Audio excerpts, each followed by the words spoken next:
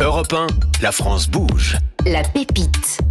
C'est à vous, Alexandre Stegner. Rebonsoir, merci d'être avec nous. Alors le plus simple, pour démarrer, je pense que c'est que je vais vous donner la parole, que vous puissiez tout nous expliquer, la démarche d'Amphitrite. On passe par le passage obligé du pitch. Vous avez 1 minute pour nous résumer cette démarche. Allez-y. Bonsoir Aurélien. Alors, Amphitrite, c'est une spin-off, ce qu'on appelle une spin-off, c'est-à-dire c'est issu de laboratoire de recherche.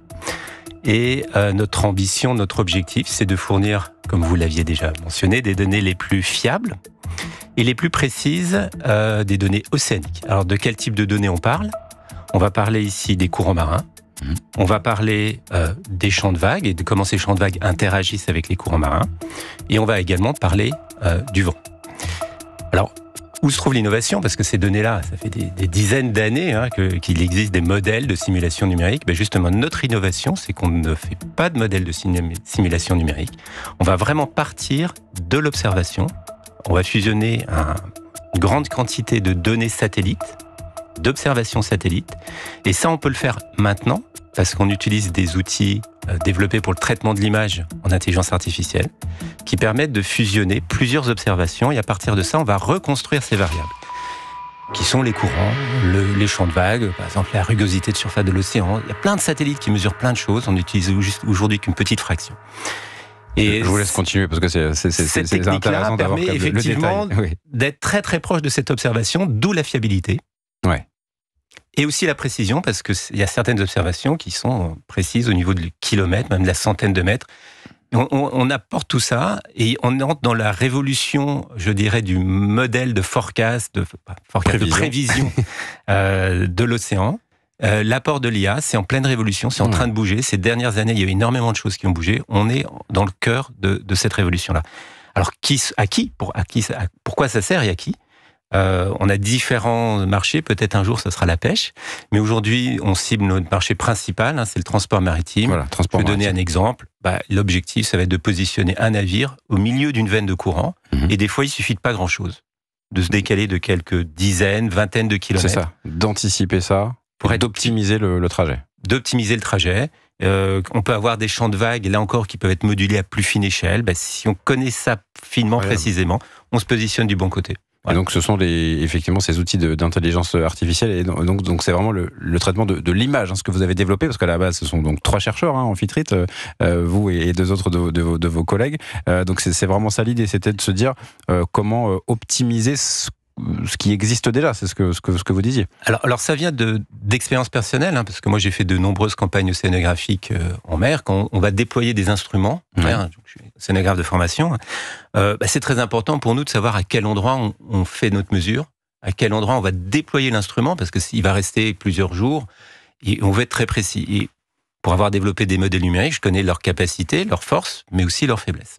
Ouais, ça effectivement. Et quand on est en mer, en fait, on va toujours regarder l'image satellite, l'observation. Alors, c'était fait auparavant par des gens comme moi, des thésards, qui récupéraient des données à bord dans la station météo du bord. On récupérait toutes ces images, on regardait, on dit « le front est là, on va positionner, il faut que le navire aille ici », on discutait avec le commandant, on va là. En fait, on a développé des outils qui permettent de faire ça maintenant automatiquement. Ouais, c'est ça. En faisant cette analyse, entre guillemets, humaine, mais l'IA est très forte pour faire ça. On a entraîné des modèles qui permettent maintenant de reconstruire aussi bien des courants, on travaille sur les champs de vagues, et bientôt on va vraiment faire des choses aussi sur les vents. Parfait. Philippe Sauze, je sens que ça vous a passionné, oui, moi, parce que c'est effectivement très... Je suis fan. Je suis fan de la sardine, mais là je suis fan vraiment d'Amphitrite, tout simplement parce que je trouve que cette spin-off, mais plus cette start-up pour nous ici, est vraiment très bien construite. Voilà, avec un team solide. Vous venez de parler de votre passé, issu du CNRS, avec une technologie qui est brevetée également, brevetée au niveau CNRS, vous en parlerez peut-être. Donc maîtrise de la technologie de pointe, on le sent, rien que dans la présentation. Une vision intégrée des enjeux océanographiques, donc ça c'est aussi un complément. Un impact immédiat sur des secteurs stratégiques, parce qu'il est vrai qu'aujourd'hui l'optimisation du transport maritime, ça permet de réduire des coûts, des risques et des émissions carbone, donc on est en plein dedans. Une forte valeur ajoutée pour les acteurs économiques et institutionnels, création d'un avantage concurrentiel pour les armateurs, pour les assureurs, les ONG, etc. Et puis un positionnement sur une verticale en forte croissance. Je pense que vous êtes sur un secteur où, à mon avis, vous allez avoir quand même un bel avenir. Pourquoi ? Parce que le marché de l'océan intelligence est en plein essor au croisement de la climatologie, du maritime et de la tech.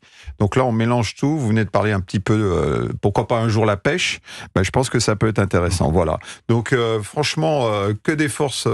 Et on sent un élan dans cette entreprise et je pense que on va la suivre. Voilà. Merci beaucoup Philippe. On est prêt à vous embaucher tout de suite pour parler d'Amfitrite. Oui.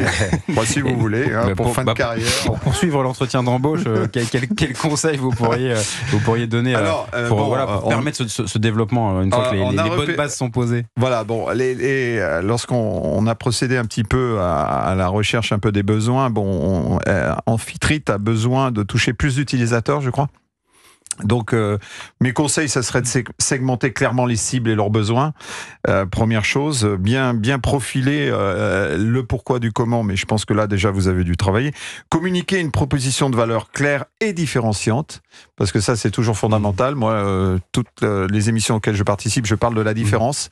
Il y en a qui vont sourire derrière leur radio, mais c'est vrai que je parle de la différence, parce qu'il faut vraiment se démarquer et pas aller tout le temps au même endroit, parce que sinon, on s'est un peu embouteillé, voilà.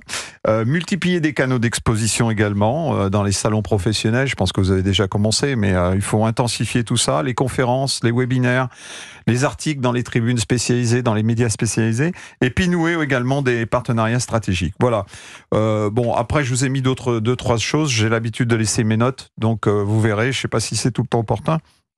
La deuxième chose pour aider Amfitrite également, c'est pour structurer une stratégie d'expansion à l'international. Ouais. Et ça, l'international, ça me parle, parce que c'est vrai que je vous parlais tout à l'heure à la belle Lilloise de l'international. C'est vrai que très souvent, si on pense pas international, notamment dans les startups, je vais parler des startups, si on pense pas à l'international, on est un peu figé dans un secteur. Donc, identifier les marchés internationaux prioritaires. J'en ai cité quelques-uns, notamment je pense à des hubs d'innovation maritime comme la Norvège, les Pays-Bas, le Danemark. Je pense que je suis dans la bonne cible. Singapour également. Singapour, je l'ai rajouté après, voilà. Donc, ce sont des ports stratégiques avec une préoccupation environnementale. Singapour, c'est vraiment la place centrale du shipping mondial. Donc, et il y a un vrai hub d'innovation. Ils sont très, très intéressés par les technologies. Ensuite, nouer des partenariats locaux avec certains intervenants, adapter l'offre et le message au contexte local, ça c'est essentiel. Il faut vraiment être dans la philosophie du pays ou de l'interlocuteur, gagner en visibilité également en participant à des événements, et puis prouver l'impact avec des références internationales. Voilà. Bon, il y a tout un schéma, il y a tout un détail, mais vous avez un champ des possibles qui est assez intéressant. La mer est immense, donc c'est votre champ. Alexandre Stegner, justement, c'est ça le sujet en ce moment, gagner en visibilité, arriver à faire connaître ce que vous proposez? Alors tout à fait, je suis à 100% aligné avec ce que vient de dire Philippe. Les salons, je dirais, quand on est dans le transport maritime, d'emblée on est dans l'international. Oui. Le transport maritime, il y a des grands groupes, il y a des grandes entreprises françaises, on connaît avec qui d'ailleurs on collabore, mais d'emblée on est à l'international. La difficulté avec ces grandes entreprises, c'est aussi que on est une petite start-up, on démarre, on arrive sur quelque chose, on propose quelque chose de nouveau.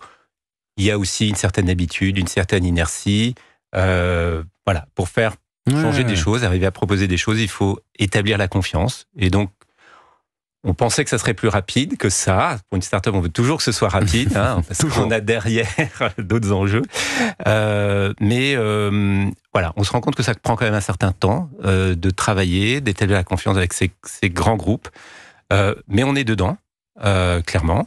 Et puis, effectivement, à l'international, Singapour, on parlait des salons. Je reviens de Singapour, on était en plein dans le sujet. En plein dans le sujet, tout à fait. Ce que je pense, je pense que vous êtes une start-up très tech. On a l'habitude d'avoir dans l'émission, Aurélien le sait, des startups qui sont parfois des binômes, un tech et puis quelqu'un de plus de développeur, etc. Ouais. Vous êtes très tech. Tout à fait. On est très tech et on a recruté des bizdev, un bizdev qui est très très bon d'ailleurs. Ça, c'est fondamental parce qu'il ne faut pas oublier cet aspect-là. Parce que trop souvent, on pense tech, et puis après, ça devient un peu indigeste. Et il est nécessaire d'ouvrir un peu les portes sur d'autres univers. Il y a le bizdev, il y a le marketing, et il y a ces éléments-là. Je sais que parfois, ce sont des sciences qu'on regarde de loin quand on est vraiment tech, mais parfois, cette science aussi, elle peut être exacte. Et aujourd'hui, on a tout pour vraiment se fixer des objectifs et les remplir. Voilà. Et il faut savoir aussi à qui on s'adresse. Et nous, on s'adresse à des interlocuteurs différents. On va voir des usagers, par exemple, qui vont être les commandants de bord. Ouais. Avec qui on discute beaucoup d'ailleurs. C'est ça, c'est vos ambassadeurs, en tout cas vos futurs utilisateurs. Voilà, on discute beaucoup parce qu'on développe aussi une plateforme qui permet d'utiliser ces données. C'est très important de pouvoir les utiliser, de les tester, et dire ah oui, là c'est vrai, effectivement cette prévision est correcte, non là peut-être c'était pas encore bon. Et quels sont leurs besoins, sous quelle forme. Ça sert à rien de donner, de visualiser 30 variables alors qu'il y en a une ou deux qui sont vraiment fondamentales et sous quel ordre. Donc on discute beaucoup avec les commandants, mais c'est pas forcément les commandants qui achètent. Et donc derrière, il y a aussi tous les responsables d'innovation des entreprises, etc. Donc des interlocuteurs différents. Et effectivement, on met beaucoup d'efforts aujourd'hui. Un de nos challenges, c'est d'avoir plus de commandants avec qui on peut travailler. On en a déjà beaucoup au niveau français, parce qu'on est lié avec l'Association française des commandants de la marine marchande, mais à l'international. Et ça, c'est un de nos enjeux, je dirais, vraiment du jour, de la semaine, des mois qui viennent, et vraiment développer ces relations. Caroline Illier, le branché, patronne de la Belle Illoise, votre regard sur ce que fait Amphitrite. En fait, le lien que je fais par rapport à ce que nous on porte, c'est finalement ces solutions technologiques, l'IA d'une manière générale, elles sont là pour améliorer la manière de travailler de ces métiers et donc peut-être leur productivité, leur rentabilité. Mais en fait, c'est vertueux parce que c'est aussi là et surtout là pour améliorer finalement la qualité de l'environnement.